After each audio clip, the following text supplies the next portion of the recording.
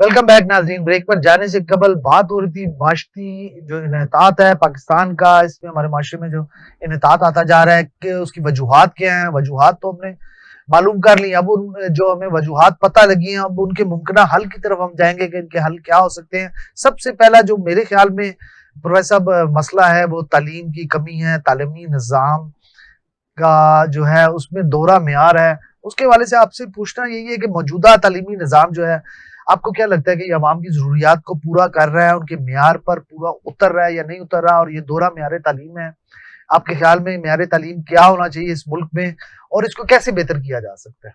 साहब इस हवाले से मैं तो ये कहना चाहूँगा कि हमारे इस पाकिस्तानी मुआशरे में जो तालीमी कशमकश है, ये तबक़ाती कशमकश के मातहत आ चुकी है। कि जैसे हम देखते हैं कि हमारा मुआशरा मुख्तलिफ़ किस्म के तबक़ाती कशमकश का शिकार है, इसी तरह हमारा तालीमी निज़ाम भी कशमकश का शिकार है। यहाँ एक जैसे आप देखते हैं कि हमारे एक शहर के अंदर मुख्तलिफ़ दुनियाएँ आबाद हैं। एक एलीट क्लास है, फिर एक मिडल क्लास है, फिर एक लोअर मिडल क्लास है और फिर बिल्कुल लोअर क्लास। इसी तरह हमारे तालीमी निज़ाम को भी तक़सीम कर दिया गया है। कहीं एक बच्चा ओ लेवल की एजुकेशन हासिल कर रहा है, कहीं एक बच्चा जो है वो पंजाब के जो है वो 9 बोर्ड्स हैं, उन 9 बोर्ड्स के मातहत अपनी जो है वो एजुकेशन को लेके चल रहा है। कहीं एक बच्चा जो है वो सरकारी सतह के ऊपर बहुत लो लेवल की तालीम में चला गया है। ठीक है जी, तो मैं समझ रहा हूँ याद आ गई, मेरा जी। बच्चा दे रहा था बोर्ड का पेपर, वो बैठे थे वहां पे, कुछ दीगर स्कूल्स के भी थे, एग्जामिनेशन हो रहा था। कहता बाबा एमसीक्यूज थे, वो बच्चे ने मेरे से पूछे, मुझे आते थे। उसने एमसीक्यूज पूछे, मैंने उसे इंग्लिश में बताया। उसने कहा मैं तो उर्दू मीडियम हूँ। मेरा बच्चा कहता मैं इंग्लिश मीडियम हूँ। कहता यार फिर मुझे तो समझ नहीं आ रही। तो ये तबकाती निजाम का नुकसान चिटिंग में भी हुआ। चेंज हुआ, मीडियम ऑफ इंस्ट्रक्शन चेंज हुआ, फिर हमारे लेवल्स जैसे जैसे हमारे तबकाती लेवल को तकसीम किया गया, ऐसे ऐसे एजुकेशन के निज़ाम। और उसकी बुनियादी वजह ये हुआ कि वो जो एक लोअर मिडिल क्लास का या मिडिल क्लास का बच्चा है, उसे एक उस लेवल पे आने के लिए एक बहुत अच्छा खासा टाइम चाहिए होता है और उसे बहुत ज़्यादा कंपटीशन का सामना होता है। कि जहाँ एक बच्चा ओ लेवल की एजुकेशन लेकर एक अपने मेरिट को बना चुका होता है, तो एक लोअर मिडिल क्लास का बच्चा उस मेरिट को और इसका पहुंचने के असर हम लिए आगे जॉब्स में भी देख, जॉब्स भी चलता है सर। हमारे हमारे हमारी जो एक सीएसएस करने वाले की इंग्लिश कहते हैं बहुत अच्छी होनी चाहिए, लेकिन वो हमारा जो सरकारी स्कूल ऑफ सिस्टम है उसमें तो वो नहीं फिर है। हमारे इदारों के अंदर जो तैनातियां होती हैं, जो हमारी जो जो हमारी जो मेरिट लिस्ट के ऊपर जो लोग आ रहे होते हैं, आप देख सकते हैं कि जो जितनी भी एलीट हमारी जो पोस्ट हैं, उसके क्या ऊपर एलीट समझते हैं क्लास इसको का बंदा कैसे आ रहा बेहतर होता है। किया जा सकता है? आप क्या समझते हैं? सर मैं समझता हूँ कि एक इक्वल एजुकेशन सिस्टम होना चाहिए, एक मसावी निज़ाम तालीम होना चाहिए कि जो एक लेवल तक है। ठीक है, अब आप अभी भी देख रहे हैं कि हमारे जो ब्यूरोक्रेट्स हैं और इस हवाले से जो हमारी वो एक दुनिया है, वो जो एक हमारा एक तबका है, वो अपने बच्चों को जो है वो अब्रॉड भेज रहा होता है, यूके लेवल की एजुकेशन के लिए बच्चा जा रहा है। ठीक है जी, वो एक अलग ठीक है, अगर आप मुल्क से बाहर कहीं तालीम के लिए भेज रहे हैं तो वो एक आपका अपना है। लेकिन मुआशरती तौर पर एक मुआशरे के अंदर रहते हुए तालीम का निज़ाम एक होना चाहिए। और फिर मैं इसी सिलसिले को आगे बढ़ाते हुए, जैसे आपने फरमाया तरबियत की हम बात कर रहे हैं और हम बात इवल्स की कर रहे हैं, सोशल इवल।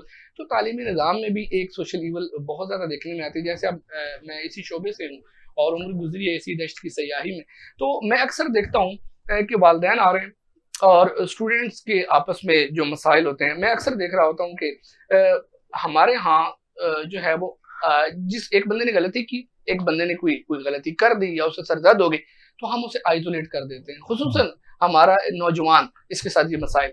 मैं अक्सर देखता हूँ पेरेंट्स आते हैं और वो ये कह रहे होते हैं कि ये हमारा बच्चा है, आपने इस बच्चे को उस बच्चे के साथ नहीं बैठने देना। सही। ठीक है ना, मैं समझता हूँ ये सोशल लेवल में एक बहुत बड़ी रूट काज है कि हम अपने बच्चे के माइंड में ये चीज भर देते हैं कि दूसरा गलत है, तुम ठीक हो। तुम और ठीक। फिर उसका नुकसान क्या होता है, वो बच्चा जिसे हम मुजरिम करार देकर आइसोलेट कर देते हैं, वो कल इंसानी मुआशरे के अंदर बागी बन जाता है, रेबल बन जाता है। मैं अक्सर पीटीएम के ऊपर पेरेंट टीचर मीटिंग होती है तो मैं पेरेंट्स से ये कह रहा होता हूँ कि बजाय ये कि आप ये आके कहें कि इस बच्चे को उस बच्चे से अलग कर दो, क्यों कि उसकी खसलत बुरी है, वो स्मोकिंग करता है या वो एडिक्टेड है, तो मैं समझता हूँ कि एक बाप को ये कहना बिल्कुल बजा नहीं है और उसे जेब भी नहीं देता।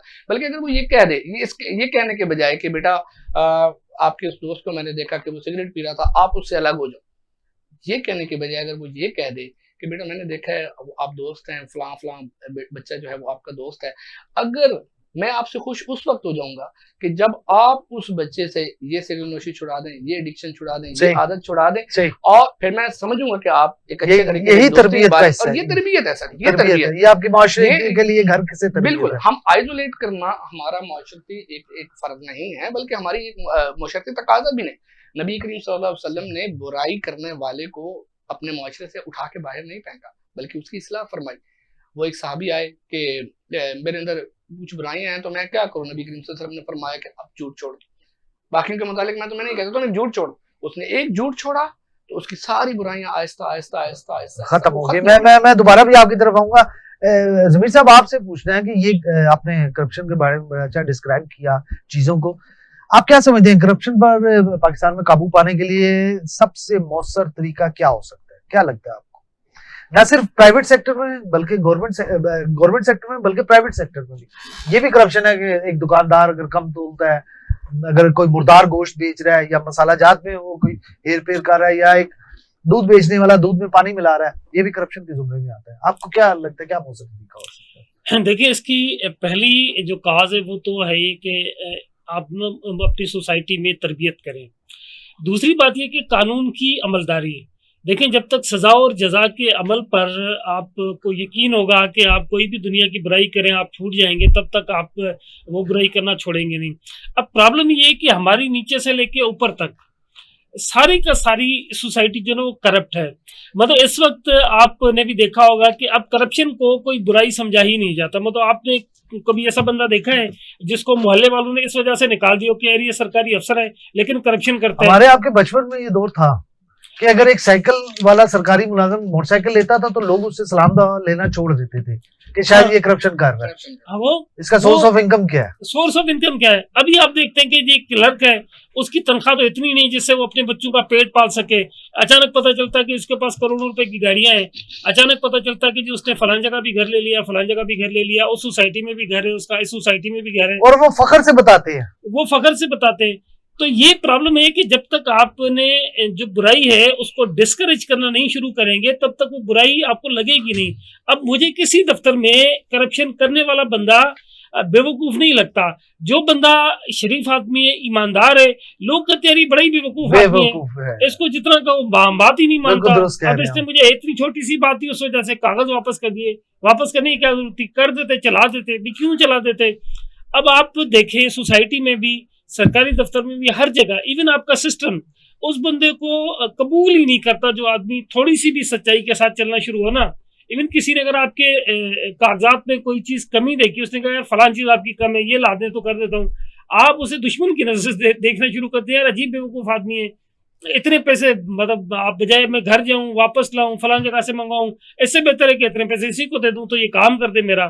अब करप्शन करना गैर अखलाकी नहीं लगता, करप्शन ना करना गैर अखलाकी लगता है। मतलब ये एक हमारे माशरे की रूटीन का हिस्सा बनता जा रहा है, रूटीन का हिस्सा। और उसके लिए आपका कहना यही है कि हमें बेसिकली ग्रास रूट लेवल पे इसको डिस्करेज करना चाहिए, इसकी तरबियत होनी चाहिए कि करप्शन एक माशरे का नासूर है। करप्शन माशरे का नासूर है। करप्शन के बगैर आप, मतलब करप्शन खत्म किए बगैर आप माशरे को किसी कीमत पे भी बेहतरी की जानिब नहीं ले जा सकते। सही सही है। शिदात साहब, आपने कहा बेरोजगारी और गुर्बत, बेसिकली आपने कहा कि गुर्बत बुनियादी वजह माशरे का इन्हितात है। गुर्बत आती है बेरोजगारी से, बेरोजगारी तब बनती है जब हुकूमत और प्राइवेट शोबा जो है वो इस तरह तवज्जो नहीं देता। अब आगे आने वाला दौर वैसे ही मशीनों का दौर नजर आ रहा है, इंसान की जगह मशीनों ने ले ली है और इंसान की जो काम है ना वो कम होता जा रहा है, मशीनें ज्यादा होती जा रही हैं। तो आपको क्या लगता है कि हुकूमती लेवल पर और निजी शोबे में क्या इकदाम किए जाने चाहिए कि जिससे रोजगार में इजाफा हो, और रोजगार में इजाफा होगा तो ऑटोमेटिकली गुर्बत में कमी होगी और माशरे का इन्हितात जो है वो कम होना शुरू हो जाएगा? मैं ये समझता हूँ जी कि बुनियादी तौर पे जो छोटा रोजगार और छोटे कारोबार को जो है वो तकवीत देनी चाहिए। घरेलू सनत जो है उसको फरोग देना चाहिए। एक बात खुशैन जरूर है किसी सियासी बात से बालातर होकर कि हमारी इस वक्त जो आपने देखा होगा कि गुज़िश्ता दिनों एक मिनरल्स की भी कॉन्फ्रेंस हुई थी, समिट हुई थी। तो इस तरह के काफ़ी सारी चीज़ें हैं, अगर अब उसके ऊपर कामयाबी हासिल कर ली जाती है तो उसमें मैं समझता हूँ कि मुल्की तौर के ऊपर बहुत इसका असरअंदाज होगा, और वहाँ से जो हमारी मुल्क के अंदर जो मौजूद बेरोज़गार हैं उनको रोज़गार के मौके मिलेंगे और खातिर खा जो है वो महंगाई में कमी आएगी। दूसरी तरफ अगर ये समिट हमारी जिस एलामिये पे ख़त्म हुई या एलामिये के मुताबिक अगर चल पड़ती है तो आपने देखा है कि दूसरी तरफ ग्वादर में जो सी पैक का हमारा प्रोजेक्ट चल रहा है वो भी काफ़ी हद तक कंप्लीट हो चुका है। अगर ये सारी चीजें कामयाब हो जाती हैं तो मैं ये समझता हूँ कि जो इंटरनेशनल कम्युनिटी पाकिस्तान आएगी, हमारे यहाँ इंडस्ट्री लगाएगी, अपने कारखाने लगाएंगे, तो उससे काफी हद तक जो इस मुल्क के अंदर जो बेरोजगारी है, महंगाई है, उसके ऊपर काबू पा लेंगे। और दूसरी जानिब आपने देखा है कि अफगान महाजरीन जो हैं वो भी काफी तादाद में पाकिस्तान से बाहर जा रहे हैं, कुछ भेज गए, तकरीबन 9-9.5 लाख तक जा चुके हैं, कुछ रहते हैं। और इससे भी हमारे मुल्क में जो रोजगार के नए मौके और बेरोजगारी का जो खात्मा, उसमें काफी हद तक मदद मिलेगी। अलबत्ता मैं ये जरूर कहूंगा कि हुकूमत को ये तो चले प्रोजेक्ट जब होते हैं वो होंगे, जो घरेलू सनत होगी, छोटे कारोबार के लोग हो गए, जो गैर तालीम याफ्ता बेरोजगार हैं, उनके ऊपर अगर आप तवज्जो देंगे तो न सिर्फ माशरा आपका बेहतर होगा, आपका जो नौजवान है जो इस वक्त मुख्तलिफ किस्म की माशरती बुराइयों का शिकार है, वो भी इन चीजों से बच सकेगा। सही फरहाद साहब, बतौर फर्द में माशरे की इस्लाह में क्या किरदार अदा कर सकते? मैं समझता हूँ कि बतौर फर्द, हर फर्द है मिल्लत के मुकद्दर का सितारा। तो पाकिस्तानी माशरे में रहते हुए हमें उस तमाम तरबियत का हिस्सा बनना चाहिए कि जो हमारे अकाबरीन ने उस एक माशरे की बुनियादों में सेट की थी। तो बतौर फ़र्द अगर हम खुद एहतसाबी की तरफ, जैसे मैंने पहले इस बात के ऊपर इशारा किया कि खुद एहतसाबी की तरफ अगर हम चलें तो हम आहिस्ता आहिस्ता बतदरीज कुछ अवामिल से गुजरते हुए अपनी इस्लाह कर सकते हैं। एक फ़र्द की इस्लाह एक माशरे की इस्लाह की रुकावट बनती है, एक सबब बनता है। जैसे किसी ने कहा था कि ये इंसान की फितरत ऐसी है, काश साहब की इंसान की नेचर ऐसी है कि ये बहका तो बहुत बहका, संभला तो वली ठहरा। बहका तो बहुत बहका, संभला तो वली ठहरा, इस खाक के पुतले का हर रंग निराला है। ठीक है, तो इंसान जो है बुनियादी तौर पर खुद एक फितरत, जैसे हम इस्लामी माशरे में तो इस्लाम दीन फितरत है, तो फितरती तौर पर हम बिल्कुल भी किसी गलती के साथ आशना नहीं है, इंसान है। और इस्लाह की तरफ अगर बढ़ते हैं, आप देखें कि अच्छाई करते हुए और बेहतरीन कामों की तरफ इंसान की नेचर जब जाती है तो उसके अंदर एक खुशी का एहसास पैदा होता है। जज्बाती तौर पर इंसान जो है वो खुशी की तरफ राग़िब होता है और वो इस्लाह की तरफ राग़िब होता है। अगर हम एक ऐसा माहौल क्रिएट करें इंफरादी तौर पर, फिर इज्तिमाई तौर पर कुछ ऐसे लाएअमल इख्तियार किए जाएं कि एक फ़र्द की ज़िंदगी जो है वो बेहतर हो जाए। हमारे इस्लाम ने, हमारे मुआशरे ने बड़े ऐसे अच्छे जो है प्लेटफॉर्म मुहैया किए कि जहाँ इंसान अपनी इस्लाह और अपनी तरबियत के जो है वो मुख्तलिफ जो है वो पहलुओं से गुजर सकता है। तो सोशल मीडिया के जैसे आपने बात की, तो सबसे बड़ा जो जरिया आज सोशल मीडिया है कि जहाँ एक मनफी तासुर फैलाया जाता है, उसका मनफी इस्तेमाल किया जाता है। हमारा नौजवान है, फ़र्द कायम रब्ते मिल्लत से है, तनहा कुछ नहीं, ये मौज है दरिया में और बेरूने दरिया कुछ नहीं। तो ये जो इकबाल रहमतुल्लाह अलैह ने वो मौज है दरिया में की बात की थी, आज हमारा नौजवान जो है वो जिस दरिया की मौजों में बह रहा है वो सोशल मीडिया का दरिया है। यकीन जानिए वो मौज का मतलब कुछ और ले गया, मतलब कुछ और ले गया, वो मौज का मतलब लहर नहीं लेके गए, वो मौज का मतलब अपनी मौज में मौज ही ले। और आप देखें कि रिसर्च ये कह रही है कि हमारा 70% से ज्यादा का नौजवान जो है वो सोशल मीडिया और सोशल मीडिया के साथ एडिक्ट हो चुके हैं और सर मनफी असरात, मनफी एडिक्शन हो गई है। आप देखते हैं कि आज का हमारा बाशऊर नौजवान भी सियासी, समाजी और माशरती तौर पर एक्सट्रीमिज्म का शिकार हुआ। ठीक है, एक्सट्रीमिज्म का शिकार हुआ और जहाँ उसकी जो साइकोलॉजिकली एक थॉट्स हैं वो चेंज हुए हैं, वहाँ चंद पैसे कमाने के लिए या शोहरत कमाने के लिए आज हर वो काम सोशल मीडिया के प्लेटफॉर्म्स पर हो रहा है कि जो हमारे मजहबी, हमारे सियासी और हमारे माशरती और हमारी जमहूरी अक़दार के खिलाफ है। सही है। डिटो साहब, क्या समझते हैं आप, हम अपनी आने वाली नस्ल को हमें कैसा माशरा देना चाहिए? एक, और दूसरा, क्या सिर्फ हुकूमत का ही ये काम है कि माशरे की तरबियत करे, या आपको नजर आता है कि इसमें अवाम को भी शमूलियत इख्तियार करनी चाहिए? देखिए, हमें अपनी आने वाली नस्ल को तो यकीनी तौर पे बेहतरीन माशरा देना चाहिए जहाँ पे झूठ, बेईमानी, बदअखलाकी ना हो, लेकिन कम से कम इतना हो कि उसको डिस्करेज किया जाए। तो यानी एक आदमी अगर झूठा है तो लोग उसको कम से कम हकारत से जरूर देखें, वो उसको फखर से अपना लीडर ना बना लें। ये बड़ी तल्ख हकीकत है इस सोसाइटी की। दूसरी बात ये कि देखें, तरबियत जो है ना वो यकीनी तौर पे घर से शुरू होती है, लेकिन जो कानून पर अमल दरामदी ये गवर्नमेंट ही करवाएगी। तो जब तक दोनों पार्ट इसमें मिलते नहीं है तब तक ये काम बनेगा नहीं। जब तक गवर्नमेंट लॉ एनफोर्समेंट प्रॉपर नहीं करेगी और जब तक वालिदैन अपने औलाद की तरबियत नहीं करेंगे। देखें, हमने पहले भी मिसालें दी, आगे भी बहुत सारी ऐसी मिसालें हैं नबी पाक सल्लल्लाहु अलैहि वसल्लम का दौर से लेकर आज तक।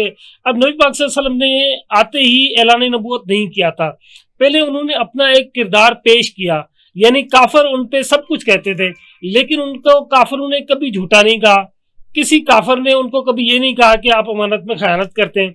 इवन उस वक्त जो उनके जानलेवा दुश्मन थे वो भी अपनी अमानतें उनके पास रखवाते थे। तो इसका मतलब ये हुआ कि नबी पाक सल्लल्लाहु अलैहि वसल्लम से लेके आज तक हमें बिल्कुल क्लियर इंस्ट्रक्शंस हैं कि कैरेक्टर का अच्छा होना बहुत जरूरी है। जबरदस्ती आप नहीं कर सकते, अगला बंदा आपके काम से, आपके नाम से मुतासिर हो। मतलब एक जो डेफिनेशन है मुसलमान की, तो जो नबी पाक सल्लल्लाहु अलैहि वसल्लम के दौर के मुसलमान की डेफिनेशन है वो ये है कि आप उससे कुछ भी एक्सपेक्ट कर लें, लेकिन आपको ये पता होगा कि ये आदमी झूठ नहीं बोलेगा। अगर मुसलमान है तो वो झूठ नहीं बोलेगा। अब वो चीज़ें आपको हमारे अंदर नजर आती है माजरत के साथ, लेकिन आजकल के मुसलमान को देख के तो बंदा पहली उसमें जहन में ये बनाता है कि ये सारी चीज़ें झूठ ही बोल रहा होगा। तो ये सोसाइटी का जिम्मेदारी है कि वो सोसाइटी अपने औलाद की, अपने लोगों की तरबियत करे, लेकिन गवर्नमेंट की भी जिम्मेदारी है कि जो कवानीन है उस पर अमल दरामद करवाए। उसके बगैर ये चीज़ें हो नहीं सकती। ना तो सोसाइटी के बगैर गवर्नमेंट कुछ कर सकती है, ना गवर्नमेंट के बगैर सोसाइटी कुछ कर सकती है। तो ये सारे वो पहलू हैं जिस पे हर बंदा जानता है, हर बंदे को पता है कि अच्छा क्या और बुरा क्या है। लेकिन एक दौड़ है पैसे कमाने की दौड़। वो किसी ने कहा था जब कोरोना आया था, तो किसी ने बड़ी अच्छी बात की थी कि कोरोना के जरिए जो मौत की रेशो है वो 3% 4% है, लेकिन वैसे मरने की गारंटी 100% है। आज कल परसों किस वक्त आएगी कोई नहीं पता, लेकिन आएगी जरूर। तो उसने कहा कि अल्लाह से नहीं डरते। अब कोरोना से डर के मारे आपने मास्क पहन लिए, मिलना छोड़ दिया, लोगों से डिस्टेंस इख्तियार कर ली। यही काम आप अल्लाह के डर से नहीं करते कि करप्शन छोड़ दें, बेईमानी छोड़ दें, झूठ बोलना छोड़ दें। और इसी तरह से आप देखें ना, बाकी जितने भी सेगमेंट है सोसाइटी के, वहां पे कहते हैं कि जी रोजी का वादा अल्लाह का है, लेकिन रोजी के पीछे भागे जा रहे हैं, लेकिन बख्शिश का वादा नहीं है।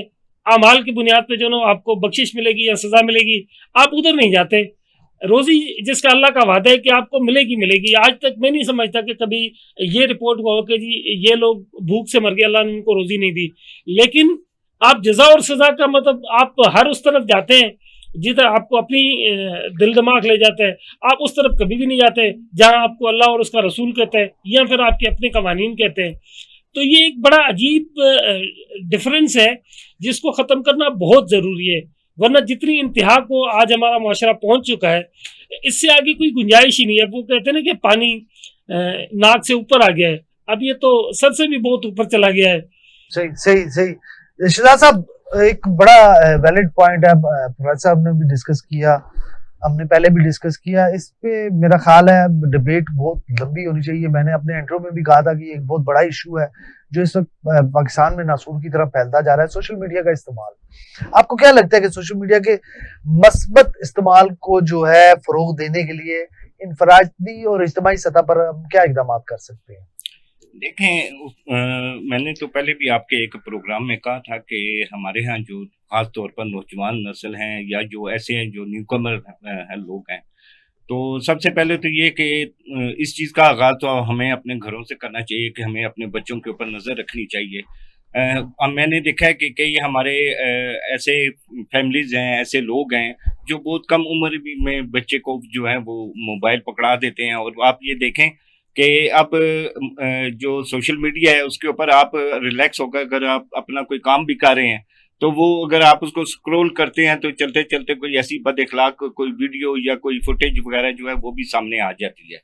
तो इसके ऊपर तो सबसे पहले ये कि देखें, आप जैसे पैमरा है वो बैठा है और इसमें जो हमारी पीटीए है वो बैठी है, वो इन चीज़ों को चेक करते हैं। लेकिन इन चीज़ों के ऊपर भी चेक एंड बैलेंस होना चाहिए कि जो ऐसी चीज़ें हैं जो बद इखलाकी की वजह से हमारे जो ऐप्स हमारे इस्तेमाल होती हैं सोशल मीडिया के ऊपर, उसके ऊपर इनका कोई चेक एंड बैलेंस नहीं है।